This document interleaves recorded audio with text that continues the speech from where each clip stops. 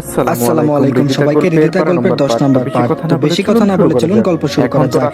এসব আলোচনা করতে ওপাশ থেকে হঠাৎ হৃদিতার বাবার কান্নার আওয়াজ শোনা মাত্র কাকিমা আর আমি দ্রুত হৃদিতার কেবিনে গিয়ে যা লক্ষ্য করলাম, হৃদিতার বাবা কান্না করে বলল, ডাক্তার হৃদিতার চোখ বন্ধ করে আছে কেন? ডাক্তার বলল, আপনি কান্না করছেন কেন? আপনার মেয়েকে মেডিসিন দেওয়া হচ্ছে, এখন ঘুমোচ্ছে, দুশ্চিন্তা করার কোনো কারণ নেই। হৃদিতার বাবা বলল, ডাক্তার আমার মেয়ে ভালো হবে তো? ডাক্তার বলল, সঠিক সময়ে যদি আপনার মেয়েকে এখানে না আনতে পারতেন তাহলে হয়তো আমাদের কিছু করার ছিল না। ভাগ্যিস আপনার মেয়ে এবারের যাত্রায় বেঁচে গেল। নেক্সট টাইম যেন এরকম সুইসাইড না করতে পারে সেদিকে খেয়াল রাখবেন। হৃদিতার বাবা বলল, হ্যাঁ অবশ্যই রাখবো। হৃদিতা সুস্থ হবার একদিন পরে কাকিমা বলল, বাবা আজকে কিন্তু হৃদিতার গায়ে হলুদ দিতে যাচ্ছি, তোর সব ফ্রেন্ডদের ইনভাইট করতে। কাকিমার কথা শুনে আমি রীতিমতো অবাক হয়ে গেলাম। আজ কেন জানি ইগোর কাছে হেরে গেলাম। হৃদিতাকে তো আমি সহ্যই করতে পারি না, তাকে কেমনে বউ বানাবো? এইদিকে কাকিমা আর হৃদিতার বাবা মা তারা আমাকে এমন অবস্থায় দেখে ফেলেছে যে অবস্থায় না করবো সেটারও উপায় নেই। ইচ্ছা বলিদান দিতে হচ্ছে। আর যদি কোনোভাবে এই বিয়েটা ভাঙতে পারতাম তাহলে হয়তো একটু শান্তি পেতাম। হৃদিতা কেন বিষ খেতে গেল? তারপর আর কি, ইচ্ছা না থাকার পরেও হৃদিতাকে বিয়ে করতে হলো। বাসর ঘরে দরজা খুলে রুমে প্রবেশ করতে হৃদিতা খাট থেকে নেমে সালাম করতে আসবে এমন সময় বলে উঠলাম, ওখানে দাঁড়াও, তোমাকে বিয়ে করছি ঠিকই, কিন্তু আমার ইচ্ছা মতো করিনি। তুমি আমাকে ইমোশনাল ব্ল্যাকমেল করেছো, তার জন্য আমাকে এই বিয়েতে মত দিতে হয়েছে, নয়তো কখনো তোমার চেহারা পর্যন্ত দেখতাম না।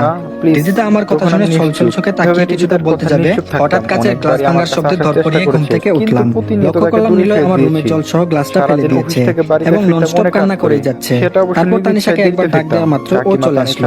আর সে বলতে লাগলো, এই ছেলেকে নিয়ে আমার হয়েছে যত জ্বালা, কখন থেকে খুঁজছি আর দুষ্টটা আমার রুমে এসে পালিয়েছে। তানিশা এসব কথা বলছে, তারপর আমি হঠাৎ বলে উঠলাম, হৃদিতা কি বিষ খেয়েছে? তানিশা আমার কথা শোনা মাত্র চোখগুলো বড় বড় করে বলল, এই তোর মাথা ঠিক আছে তো? এই দুপুরবেলা কি সব আবল তাবল বকছিস? স্বাভাবিক হয়ে বললাম, ইয়ে মানে হৃদিতা বিষ খায়নি? তানিশা বলল, না হৃদিতা তো কোনো বিষ টিষ খায়নি, আমার মনে হয় এই দুপুরবেলা তুই কোনো বাজে স্বপ্ন দেখছিস আর এখন সেটা নিয়ে বাস্তবে মিলাতে চাচ্ছিস। আমি অবাক হয়ে বললাম, তার মানে এতক্ষণ স্বপ্নই দেখছিলাম?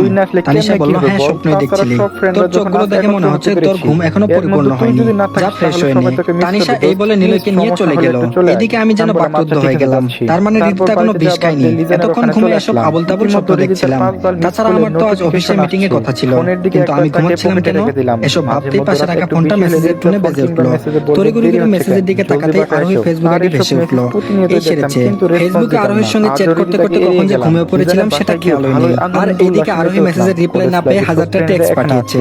তড়িঘড়ি করে ফোনটা হাতে নিয়ে ছাদে চলে আসলাম।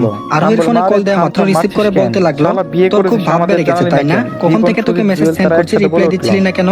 আমি বললাম, আরে রাগ করছিস কেন? আমি তোর সঙ্গে চ্যাটিং করতে করতে কখন যেন ঘুমিয়ে পড়েছিলাম, খেয়াল ছিল না। আরোহী বলল, বুঝি বুঝি সবই বুঝি। আজ যদি আমি তোর গার্লফ্রেন্ড হতাম তাহলে তো আমাকে এভাবে এড়িয়ে চলতে পারতি না। এখন নিশ্চয়ই ফেসবুকে কোনো একটা গার্লফ্রেন্ড পেয়ে গিয়েছিস আর আমার সঙ্গে কথা বলে কি লাভ? আমি বললাম, তোকে আমার গার্লফ্রেন্ড না বউ বানাতে চাই, বউ হবে আমার। ফাজলামো করে আরোহীকে বলে ফেললাম। আরোহী বলল, দূর ফাজলামি করিস না তো। আমি বললাম, তুই যদি চাস আমি তাহলে কাকিমাকে বলে আঙ্কেলের কাছে বিষয়টা বলতে পারি। আরোহী রেগে বলল, তুই কি আজ পাগল হয়ে গেছিস? কিসব আবল তাবল বলছিস? আমি আরোহীকে বললাম, যা বলছিস সব সত্যি বলছি, তুই আমার বউ হবি কিনা সেটাই বল। আরোহীকে আরো রাগান্বিত করার জন্য কথাগুলো বললাম।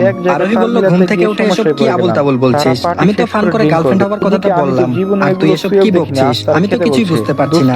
আমি বললাম, আমি দেখতে খারাপ না আর না নেশা করি যে আমাকে তোর যোগ্য বলে মনে হয় না।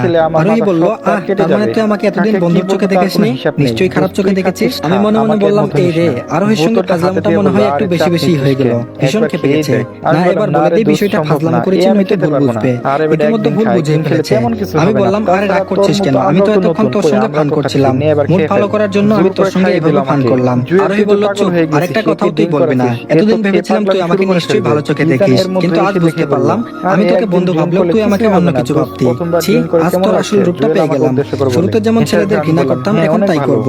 আমি বললাম, আরোহী তুই কিন্তু আমাকে ভুল ভাবছিস, আমি তোর সঙ্গে একটু ফান করেছি, এতে যে তুই এরকম রেগে যাবি সেটা জানলে কখনো তোর সঙ্গে এমন ফান করতাম না। ভুল বুঝিস না প্লিজ আমাকে। আরোহী বলল, তোর সঙ্গে বন্ধুত্ব করাটাই আমার ভুল হয়েছে, তোর মনে যদি আমাকে নিয়ে ফিলিংস নাই থাকতো তাহলে এসব কথা বলতি না। আমি বললাম, সরি, ভুল হয়েছে আমার, এরকম ফাজলামো আর করবো না।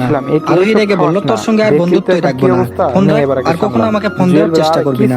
আমি বললাম, এখন যদি ফোনটা রাখিস নেক্সট টাইম কিন্তু আমাকে আজীবনের জন্য হারাবি। তারপর আরোহী ধ্যাত বলে ফোনটা কেটে দিল। আরোহীর সঙ্গে ফান করতে যে ও এভাবে রেগে যাবে তা কখনো কল্পনাও করিনি। যাই হোক, রাগ কি শুধু ওর একার আছে নাকি? বললাম না কথা, দেখি কে আগে ফোন দেয়। ধুর, আজ ঘুমটাই কাল হয়ে দাঁড়িয়েছে। বিকালে বন্ধুদের সঙ্গে কলেজ মাঠে আড্ডা দিয়ে রাতে বাসায় ফিরলাম। ফ্রেশ হয়ে টেবিলে খেতে বসেছি। এর মধ্যে কাকিমা বলে উঠলো, হৃদিতার বাবা বিয়ের সম্বন্ধ নিয়ে আসছিল। আমি এলোমেলো ভাত মুখে দিয়ে বললাম, কার করার জন্য।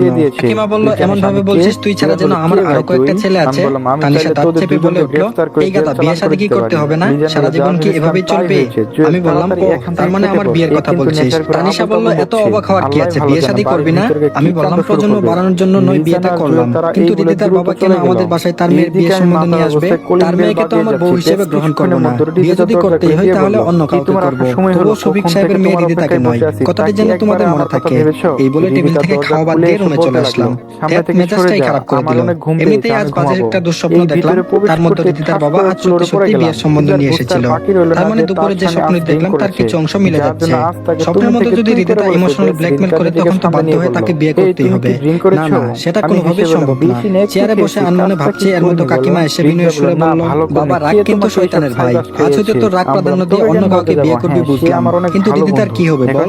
আমি নিশ্চুপ হয়ে দাঁড়িয়ে রইলাম। তারপর কাকিমা বলল, দিদিতাকে বৌমা হিসেবে আমার অনেক পছন্দ হয়েছে, তুই যদি এই বিয়েতে মত না দিস তাহলে আমি ভেবে নিব আমার পছন্দের তোর কাছে কোনো মূল্য নেই। আমি বললাম, কাকিমা প্লিজ, দিদিতাকে আমি বিয়ে করতে পারবো না। বিয়ে যদি করতেই হয় এলাকার আরো অনেক মেয়ে আছে, তাদের দেখো, কিন্তু আমার স্ত্রী হিসেবে দিদিতাকে বেছে নিও না প্লিজ। কাকিমা বলল, ও তার মানে আমার পছন্দের তোর কাছে সত্যিই কোনো মূল্য নেই? মূল্য থাকবেই বা কেন? তুই তো আর আমাকে নিজের মা ভাবিস না। যদি তোর নিজের মা হতাম তাহলে তো আমার মুখের উপর না করে দিতে পারতি না। কাকিমার মুখ কালো করে কথাগুলো বলে উঠলো। কাকিমার কথা শুনে আমি তো রীতিমতো অবাক হয়ে গেলাম। কাকিমা এসব কি বলছে? এতদিন যেটা শুনিনি আজ সেটা বলছে। কাকিমা বলল, আচ্ছা ঠিক আছে, তোর পছন্দের যে কাউকে ঘরে আনতে পারিস, আমি তো শুধু তোর কাকিমাই মাত্র, আমার পছন্দের কি বা গুরুত্ব থাকতে পারে? কাকিমা এই বলে মন খারাপ করে চলে যেতে লাগলো। এমন সময় আমি বললাম, মা দাঁড়াও। কাকিমা আমার মুখে মা ডাক শুনে অবাক হয়ে বলে উঠলো, কে তোর মা? আমি তোর মা না, মা হলে অবশ্যই আমার পছন্দের মূল্য দিতি। সমস্যা নাই, আগে যেমন আমাকে কাকিমা ডাকতি সেই রকম কাকিমাই ডাকিস, আমি তো ওইটারই যোগ্য। তারপর আমি বললাম, তুমি তো আমার মা, মা তো ছেলের সঙ্গে এই মুহূর্তে অভিমান করে চলে যাচ্ছে। তার ছেলে কি এতই বোকা যে তার মায়ের অভিমান না ভাঙিয়ে এখান থেকে চলে যেতে দিবে? কাকিমা বলল, কই, আমি তো কোনো অভিমান করিনি। আমি বললাম, সেই ছোট থেকে কুলাপিঠে করে মানুষ হয়েছি, যে মানুষটা নিজের সন্তান থাকার পর আমাকে এত আদর যত্নে বড় করেছেন, তার পছন্দের মূল্য যে আমার কাছে নেই সেটা থেকে কে বললো? হ্যাঁ আচ্ছা যাই হোক, এখন বলো দিদিতাকে তোমার বৌমা হিসেবে অনেক পছন্দ?